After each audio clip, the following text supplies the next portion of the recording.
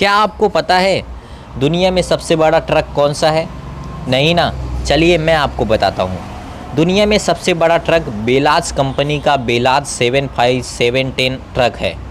ये truck 450 ton वज़न उठा सकता है। गाइस, क्या इसके पहले तक ये इन्फॉर्मेशन आपको पता थी? और अगर नहीं पता थी तो कमेंट सेक्शन में ज़रूर लिखिएगा। और ऐसे अमेजिंग वीडियोस के लिए शेयर, सब्सक्राइब एंड लाइक। मिलते हैं अगले वीडियो में।